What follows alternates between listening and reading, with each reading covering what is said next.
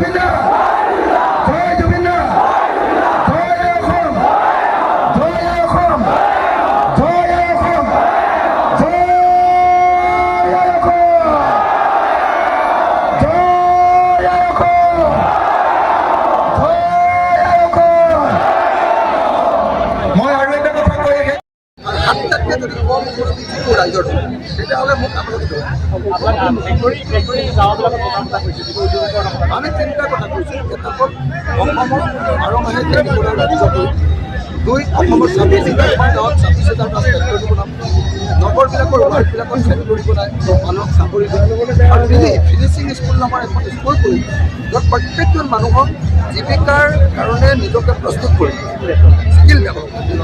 এই তিনিটা কামৰ জৰিয়তে অসমৰ পৰা নিবনুৱা সমস্যা AIDFৰ যিগৰাকী প্ৰাৰ্থী মতিউৰ ৰহমান তেওঁক আজি বহুকেইটা দিছে ধিং টাউনত।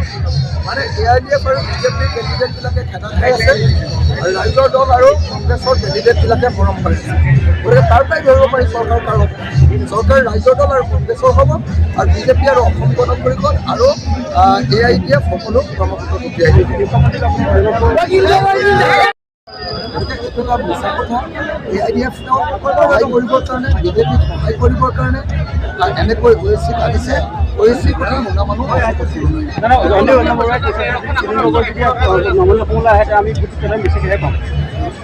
মানে আপোনালোকক এটা কথা কৈছোঁ, উজনি অসম, মধ্য অসম, নামনি অসম, মই 3 ঠাই ভালকৈ ভ্ৰমণ কৰিলোঁ, মানুহৰ লগত কথা পাতিলোঁ, গণসমাৱেশত যোগ দিলোঁ, কৰ্মী সভাত যোগ দিলোঁ। মই এতিয়া কথা কৈছোঁ যে এইবাৰ বিজেপি NDA চৰকাৰ হাৰিব আৰু এইবাৰ আমাৰ চৰকাৰ বিৰোধী মিত্ৰজোঁটৰ চৰকাৰ হ'ব। কংগ্ৰেছ উজনি অসমৰ 5 বা 13খন আসন NDA পাব, বাকী 33খন আসন আমি পাম, মিনিমাম 33খন আসন আমি পাম। ৰাজ্যৰ দল, কংগ্ৰেছ, জাতীয় পৰিষদ, গতিকে এইবাৰ চৰকাৰ যে ৰাইজৰ দল আৰু কংগ্ৰেছৰ হ'ব, বিৰোধী মিত্ৰজোঁটৰ হ'ব, এইটো কেৱল সময়ৰ অপেক্ষা। নিজে দেখিবলৈ পাব বদলি হ'ব আৰু সেইকাৰণে হিমন্ত বিশ্ব শৰ্মাক এইখন একেবাৰে লুকাই বাজি দিছে।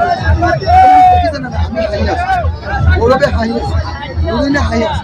হিমন্ত বিশ্ব শৰ্মাৰ মুখখন লুকাই একেৰা মাৰি দিয়া বুলি কৈ যে অসমীয়াত একেৰা মাৰি দিছে। ইয়াত চুলিবিলাক একদম সৰু কৰি চেচ, একদম টপা হৈ গৈছে, ওপৰতে কেইডালমান চুলি লগাই লৈছে।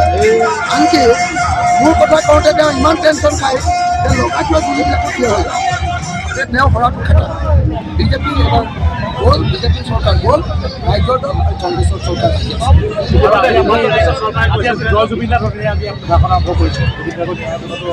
আমাৰ কথাটো হ'ল যে যদি আমাৰ চৰকাৰ 3 মাহৰ ভিতৰত আমি জুবিন দাক ন্যায় দিম।